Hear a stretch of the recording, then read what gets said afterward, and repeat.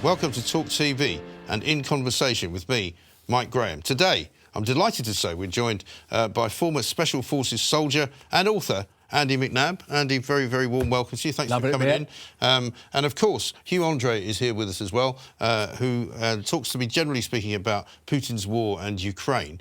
Today, though, we're going to travel around the world of the armed forces and see what it is that they do now, particularly when you've got something like Ukraine going on. And Andy, let's start with that, I suppose, because, you know, British people know that we're subsidising, to some extent, the war campaign in Ukraine, helping them to defend themselves against Russia, supplying them with expertise and supplying them with weaponry. But what does it actually mean for the soldiers that are helping them? I mean, what's the British Armed Forces doing as such? Yeah, well, it's doing two things. Obviously, it's providing equipment, but also at the same time, it's training them how to use the equipment, whether it's anti-tank weapons or even some of the different small arm weapons that they're getting hold of.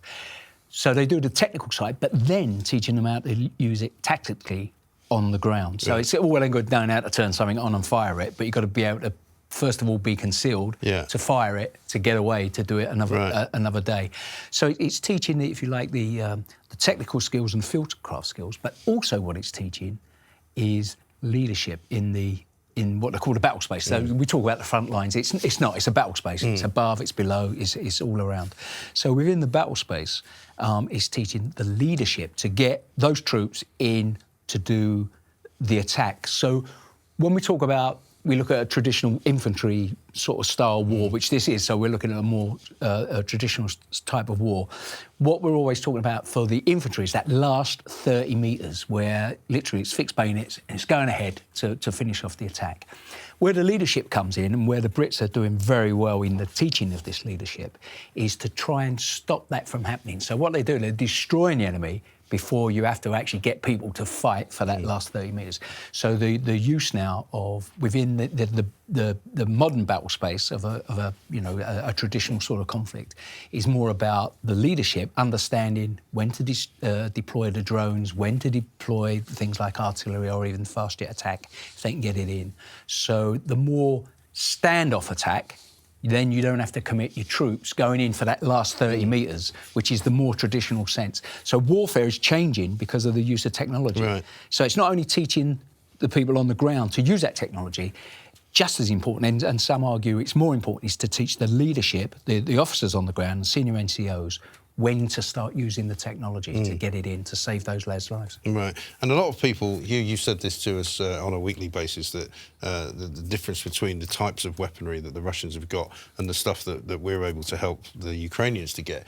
The Russians have been fighting a kind of an old-fashioned war, perhaps, more than the Ukrainians have. No, absolutely. And what Andy was talking about there, I remember a good few months ago now, every day we were hearing about generals, colonels, Russian generals, up the front line, being shot by snipers. Because exactly as Andy said, they didn't have any command and control. The Russians don't really have an NCO card, a non-commissioned officers, corporals, sergeants, sergeant majors who, make the British Army tick. That lacks, and absolutely the kit and equipment they're using today, much of it I was studying back in the 90s. Yeah. And how does that change when you're going in, say, as an advisor, if you're fighting a force of people who are kind of fighting a different battle, if you know what I mean? Yeah, or if you like a more traditional force, which the Russians are, again, what Hugh's saying, because their command and control is different. Again, they haven't got that NCO, that senior sort of sergeant and junior officer that are on the ground and commanding the ops.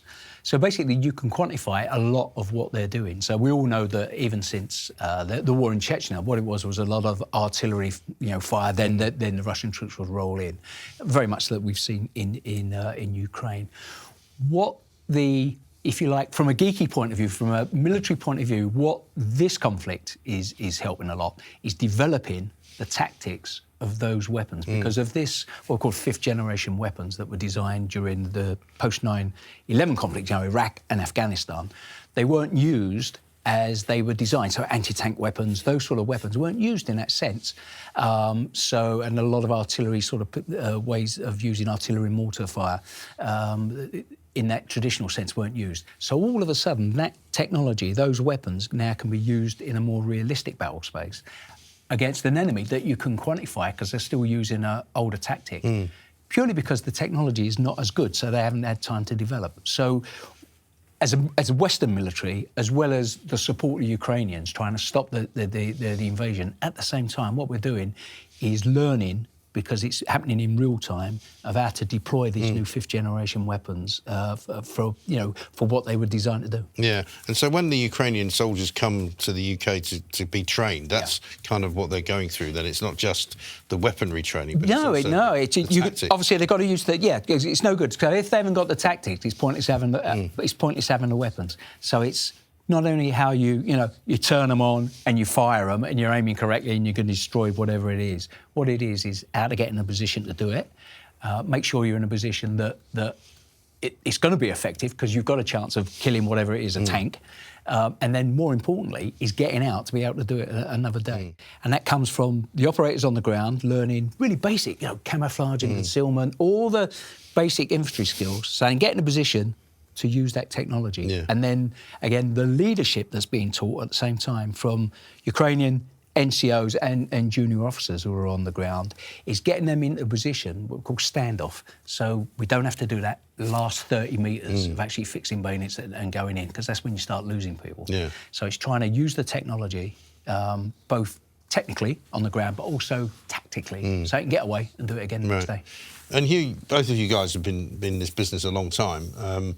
In terms of what it was like when you got into it, back in the day, 40 years ago, how different is it now? Well, if we remember the column, the 7 mile column, which got, toasted a good few months ago. Oh, the one that was trying to get into Kiev. Correct. Yeah. You think about that. That harks back to for those listening or watching, I'll say Soviet military doctrine and tactics, because that's what the Russians are still using. Yeah. And because it's a conscript army, as we've mentioned, I think, in the first programme, they don't have the professional training that, for example, British soldiers, American, Ukrainian soldiers have.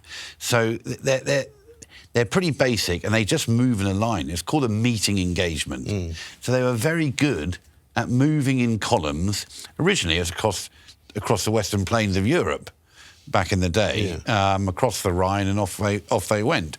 But they could only move in columns. Now, speaking to one or two people in Europe who are still serving, they are adapting quite quickly. But in essence, that's still what they're doing. And I think what the Ukrainians have done very well is realise that they need to take out their supply chain and hit those lines that allows that column, because without petrol, without oil, without lubricants, those columns don't go anywhere, and that's exactly what happened. Yeah. And as far as the training that you get nowadays, if you enter the armed forces, you entered as a young man, you ended up becoming a very sort of well-known member of Special Forces, you've written about it many times. Could somebody do what you did now, I suppose, is my question, if they absolutely came into it? Yeah, a lot of the... So I joined the infantry before I joined Special Forces. The route through the infantry is the same. There's the same requirements. And in fact, I would argue that the standards are actually higher than when I went in. We always talk about the snowflake sort of generation. Within the military, I don't see any of that at all, quite frankly. So everyone's up for it. So the processes are the same. Certainly, the equipment has changed, but the fact is the equipment has changed. Maybe it's a different rifle, it's a different anti-tank weapon, it's different but the principles are still the same. And when we look at if we look at our NCO cadres, the people that have been training the Ukrainians and constantly training them now on that, what we are in the British Army, we've got this worldwide understanding. Everybody wants to copy what we do in a place called the Battle School down in Brecon, where if you're a corporal, you can be a 22-year-old corporal. You're down at the Battle School for 14 weeks, and you're doing everything, within the infantry. That last 30 metres, but more importantly, understanding. Try not to get there in the first place. So the leadership in the army. particularly in the infantry. Again, the ones that are actually going to be doing the fighting. Just not in the UK military, but worldwide, is really well respected because of the emphasis they put on the junior NCOs, which then go into the senior NCOs, right. which is pretty outstanding actually. Yeah. 14 weeks, just full on. That last 30 metres, right. that last 30 metres. No one else on the planet does it. Yeah, because the people that I've ever spoken to in the military and who've worked with, say, the Americans will always say, the first thing they do in an American camp is put the Coca-Cola machine down and put the pool table down, whereas British Army famously don't really care about that stuff. But I must say we're all jealous of that as well. At the same time, we all want that. But I think that there's more to do with actually, certainly in the early days, finance and all those sort of things. But there's an expectation within the British Army that you get on with it. So the fact is, if you haven't got the Coca-Cola machine or the ice cream machine isn't there, which is not going to happen, that's just tough. You're here to be a soldier. You get on with it. If you don't like it, you're a volunteer, not a conscript. You can get out. Right. And the system works very well. Again, I really... I still do sort of work with the military, both with sort of the infantry and with junior officers, and don't see that snowflake mentality at all. People get on with it. Yeah, they do. And the army now gets used for more non-military uses, doesn't it, quite often? Like they were used during COVID, they were used to roll out various things which perhaps nobody else could have done, because they are so well trained. On a day-to-day basis, I run Force Select, which Andy was a founder of as well, and we help veterans find employment. Yeah. And one of the biggest sectors that we supply into is logistics, because the military does logistics brilliantly. Yeah. And I remember in Afghanistan there was, I think, one sergeant moving 35,000 ISO containers a week, pretty much on his own. Yeah. And so if you want to roll out a vaccine, the British Army are pretty good at doing that sort of stuff. You can just pick up and go anywhere and do whatever it is that's required, no matter where it is. But in fact, it was the World Health Organization that went to the British Army to try and get, which they did get, was to get expertise to fight Ebola in Africa. So there was the British Army that went over there to help fight Ebola, obviously because they didn't want it spreading anywhere else. But it come to the Brits for that rather than anywhere else because of the logistics. And the other obvious and great example is 2012 London Olympics, when G4S couldn't deliver. Who stepped in? Well, the British Army, and they didn't do security at that time. Yeah. People say, "Oh, doing security." The biggest threat to that Olympics was probably the late Bob Crow. Yeah. But what they did was customer service. Well, right.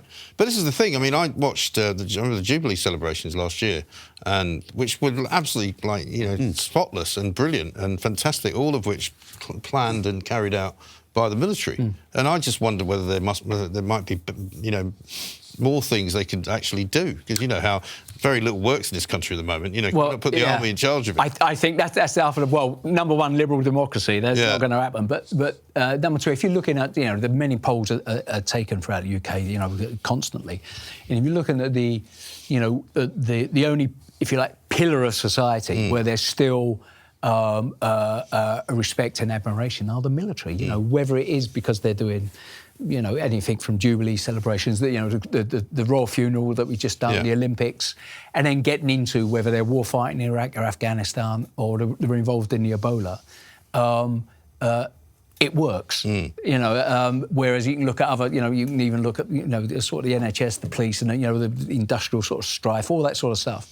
Actually, there's still that respect. And it really boils down to is once people join, there is, and it sounds almost Victorian, but there's what do you call it, core values, 6 core values. And there'll be what you expect, respect for others and honesty and all those sort of things. But actually, they're drummed into people. And when you're a recruit, you get your little card, and it has to be in your top left-hand pocket. In the army, everything goes in the top left-hand pocket. Pockets like so you get it out, and you've got to learn them off by heart, and it becomes an instinctive part of what goes on. And it works in the army. And what we see through Force Select when people are coming out is that those those core values are still there. Yeah. They can't get it out of their heads, and they're still there, and that's why they become really good citizens and really useful citizens. But no, I agree. I think that you could look at the military and say, well, they could sort that out. They could sort out whatever's going on. But number one is cost. Number two is they've got their first job to do. Number three, we ain't got enough of them. Right. Yeah. Well, that's the other thing I was going to ask you, Hugh, about recruitment, because, there's obviously going to be cutbacks coming, as we're always told there will be. Whether it's going to happen in the Defence Department, we don't know. But with recruitment of people, obviously you could probably do with recruiting more. But how do you get about getting more money? Well, I mean, time and time again, believe it or not, war's good for recruitment. And recession. War's good for recruitment. Because people need a job. Yeah. As is recession. But we have so much shortage in this country at the moment, and I'm talking to an organisation at the moment that wants welders, they want fitters, they want scaffolders, and they want riggers. Well, I'm thinking what Andy's saying there really, and what the British military, if you had to ask me why are they so successful, it's called education. From day one, you get an education, whether it's the core values or reading, writing, whether you're an officer doing more strategic courses, etc. They are used to learning. So when they come out, and I have this challenge all the time, talking with civilian employers, you go, oh yeah, but they're a soldier. I say, yeah, but once they weren't a soldier. So they've demonstrated that they've got the intellectual capacity to learn and to then apply what they've learned. Now, it might not be at a strategic level. It might not be, advising the CAO, but they're probably pretty good at they could probably put up scaffolding. They could probably learn to climb up and down buildings. So we as a nation, I think, really need to think about that, especially with the shortage that there is across numerous industry sectors at the moment. I think that currently there are 12,000 leave the armed forces every year. Not all want to work. And there are early service leaders, younger ones, but they're used to being educated. And so I think continuing that education, once they've left the military is extremely important. And that's, a lot of what Andy does now, is going and talking to individuals, even going into prisons. Well, at one stage, the biggest occupational group in prisons were ex-military. So there was a lot of argument at the time saying, well, it's because of post-traumatic stress. It wasn't. It was what are called short service leavers. They've served between 6.5 years. They've, young lads, they've done their tour in Iraq or Afghanistan and all that. 9 out of 10 times it's got to do with drink and fighting. They land up in prison. And it was really sort of talking to people there, talking to people, young infantry recruits, who some of them are turning up with the reading ages of what we call Key Stage 2 now, within education now, between 9 and 11-year-olds. They're not thick, they're just uneducated. But they've managed to get all the way through the system. Exactly. Which is astonishing, isn't it? Exactly. So the military... No, they shouldn't. But the military's got to pick them up. So they're saying, look, you're not thick, you're just uneducated. So now we're going to educate you because we need... young men and women not only take information in, but they've got to be able to give information out. So when you go into prisons to talk, to the military population there, going, lads, now's the time you're here, you're not doing much, get on board, take advantage of the system, get yourself educated because you've got to compete when you get out, no matter what. Well, that's the thing. A lot of journalists that I know that have worked in a lot of war zones, I've done it to a very limited extent, but they found it very difficult to come back from, say, 6 weeks in Bosnia. I used to talk to Martin Bell about it, and he used to say, I can't come home. He used to have this flat in Hampstead above the Gaff restaurant, and he was like, I can't open the gas bill and the council tax bill and not think about coming back here. And a lot of people can't move away from that kind of life. I mean, you must have had some incredible stories that you've been involved with. And now I know you're still training people and still working in the sector, but it must be hard to give up the kind of adrenaline and all of the things that you're you're experiencing, is it? Yeah, it's what the main thing for me was. I didn't realise it at the time. Was getting out of one extreme, being involved within special forces, and then all of a sudden, going into another extreme, which was film, TV, books. All of a sudden, and what I found frustrating was the fact that all right, we're all meet 9 o'clock Wednesday morning, and army time means you'll be there at 10 to 9 because you've got to be there 5 minutes beforehand, which means bizarrely you've got to be there 5 minutes before that. So I turn up and they go, "Oh, we've changed it till Thursday afternoon." It was all sort of. And it took really a couple of years to understand that this is the real world, not that. And so it was difficult those last few, say 2 years, really understanding that. But certainly, people do suffer PTSD. There is a, certain population, I think it's about 15% of the population in general, men and women, have the propensity to do that. Fortunately, the military system now is extremely good at recognising it, extremely good at preventing it before it manifests itself, purely because there's so much money that you're invested in these people. You don't want them to start suffering. And a lot of money has been sort of invested, both government and through charities, for veterans, for ex-service men and women.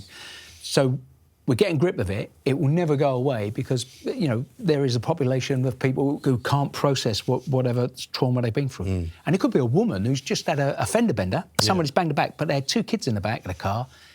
And, later on down the line, they're thinking, what if that was worse than just that?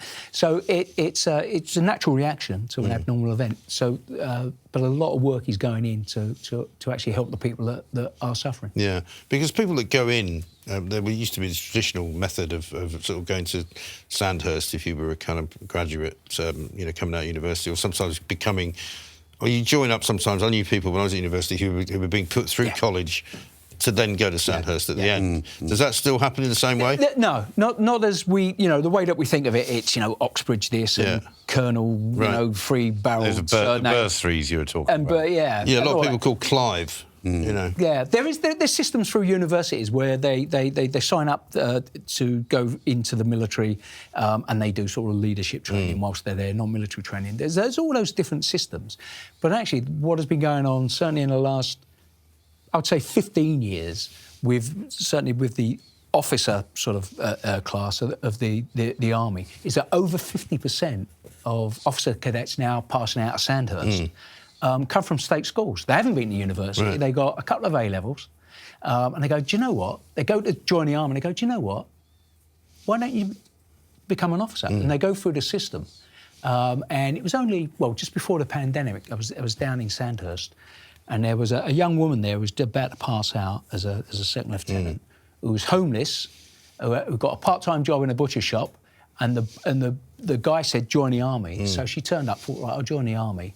And they said, well, you got in you to become an officer. So she's standing there, big tattoos all down her hands and all that, just about to pass out. So things have changed so much from that, what we think Sandhurst is, And of course, there's still people coming out of Oxbridge and all that, but now over 50% of cadets are coming from the state school sector, which is great. They even invite state school kids into Sandhurst now, so schools bring students. I don't know what you think, Andy. I think it's a great shame when the system got rid of junior leaders. Yeah, big time. Because I live in South London. We're fully aware of what the problems are. Come 3 o'clock, if not before, basically there are good kids, bright kids, able kids on street corners who no one, frankly, is really taking an interest in. Yeah. That's the bottom line. And they're bored. Except for maybe drug dealers. Well, because they're bored and they haven't got any money. And, I go through the estates and it says, no ball games. Well, where the hell are they meant to play? Right. Etc. Whereas, junior leaders was a great system for taking 15, 16-year-olds. I think you went through the junior. I went for infantry junior leaders. You don't actually have to join the armed forces, but they take kids who perhaps aren't as well suited to classroom work, etc., and teach them more vocational-based skills, and give them a structure, and show them if you want to fight, do it in a ring against another person. It's not right. hitting a granny over the head or nicking a handbag. Right. Their values piece starts coming in. And, you know, I think it's And is that more about role models as well? I think it's coming down to, actually, you're taking an interest in them and you're showing them that they have talent. It just needs to be nurtured, as opposed to 3 o'clock, that's it, school's out, what now? Yeah, if they're even at school. Yeah, and Andy can speak from knowledge of that. Well, I was in an infantry junior leaders battalion. I was there for a year, and immediately what I loved about it, and obviously, you know, you're in the army, there's all the things that you would expect would be happening, shouting and marching and all that. But actually everyone, even the training sergeants, they spoke about we. So the reason we do this is, you know, X, Y, Z, this is why we're doing this. So this is how we're going to do it. And if, for instance, you, again, going back, moving away from the cliche stuff, if you say you was going to do the assault course or whatever with all the kit on, well, the instructors are there with all the kit on doing it with you, because this is how we do it and these are the reasons why we do it. So all of a sudden you feel part of something. Yeah. You know, and it's us. Yes. You know, and is that why there's a problem? It's just been, you know, Remembrance Sunday, and, you know, it's a big time of the year for you guys, I know, from the charity perspective, but also the work perspective. And they are part of something, but then something goes wrong sometimes, not for all of them, but for a lot of veterans, and they end up homeless or they end up jobless. And, you know, why does that still happen? Yeah, and it's one of the constant problems. You can even go back to sort of, you know, Battle of Trafalgar, and you're looking at all these people who are going to get prize money, but they never got it, and they're back out. Since the end of the Second World War, and you know, and Bevin started the NHS, the care of veterans has always been via the NHS.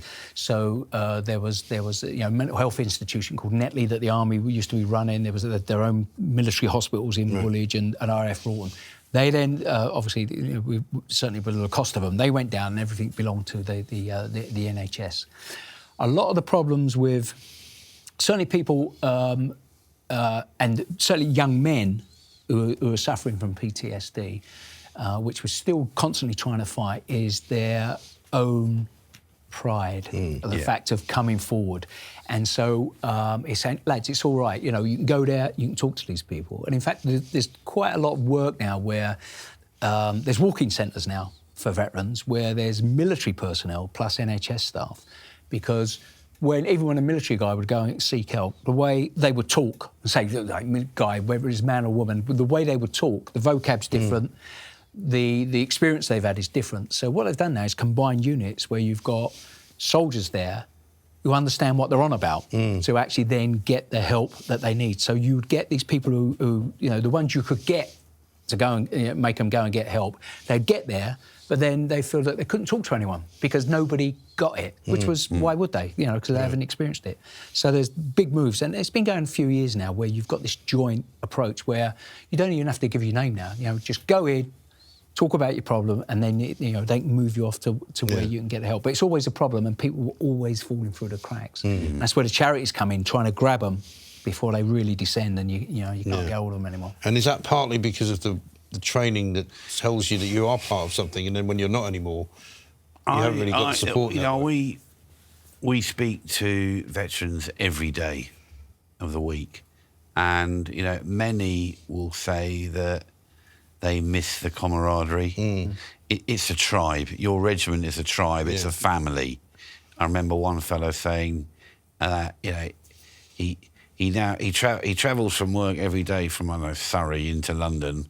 He walks past 30,000 people, and not one person says good morning. Back in the day, he walked past 30 people on the way to the NAFI, and all 30 said good morning. And they all knew who he was. Yeah, and that's how, you know, it's just, you know, I think feeling isolated, feeling lonely, you know, the modern society today is really quite different from the military way of life. And suddenly they're looking around going, why is this? What about that? Why aren't you turning up on time? Why aren't you coming to the meeting on time? You know, we've had people turn up to start a new job, and the you know, the transport manager or the factory managers said, "Who are you?" Well, that just wouldn't happen. You turn up at your unit, They know you're coming. They know who you are. You've got a bed space. You've got everything ready to rock and roll. Yeah. But as Andy said, this is the real world. Yeah, yeah, exactly. Literally, It really is. It's you know, you talk to people who are getting out or thinking of getting out for whatever, and you go, lads, stay. You know, take advantage of it and use it, because the real world isn't what you think. You know, you need to get prepared for it. No, absolutely. Let's finish up with Ukraine again, and just let me ask you what you think will be the kind of end game here, because we've got Vladimir Putin seemingly in sort of a bit of a cul-de-sac. He doesn't seem really known what he's going to do to kind of save face and stop it, or just carry on and not really get anywhere.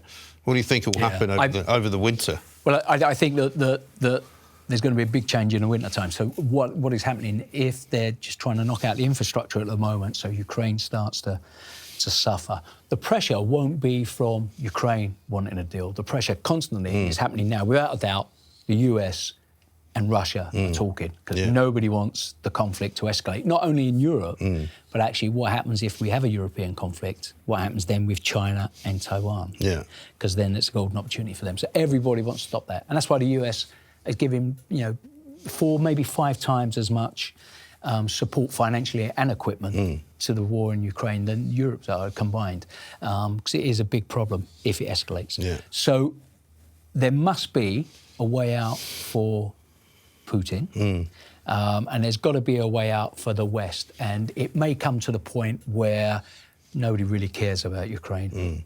This is what the deal is going to be, because no matter what we hear and we read, and obviously we've got to read the Western, thumbs up, everything's going well. Just look at the map. There's still a lot of red, protecting the border with Russia. So whether they get to a point where they say, right, this is our stop line, we've got our border protected, Ukraine does not join NATO, it does not join the EU, and America says, you know what, we can, we can. We're okay with that. We're okay with that. Yeah. We're okay with that. And then I don't think Ukraine will have much say in the matter, quite frankly. That may well be the way. Fundamentally, there doesn't need to be a deal, because Putin can tell Russia whatever he wants. He can tell them it's a special operation or it's an unspecial operation. He can tell them it's a war, it's not a war. So I think... But he can't tell him he's won something unless he's got something to show for it, though, can he? I think he can. I think, we've seen the Russian propaganda machine at work. We've seen Russian television channels. I was speaking with somebody last night who happens to have family in Ukraine and Russia and the US. And she was saying, look, we're all the same. So actually, I think Putin can tell his people whatever he wants. And fundamentally, most of them will believe him. Maybe I think Zelensky clearly will want those annexed regions back. Whether he gets them or not, that's another question. Yeah, absolutely. But ideally, I think he could probably live with Crimea, being as it is, but I think he'd quite like those annexed areas back. We shall see. Well, we'll probably be talking about it for a while. Andy McNab, thank you very much indeed. Pleasure, thank you. Hugh, thank you to you as well. That was In Conversation with Mike Graham. We'll see you soon.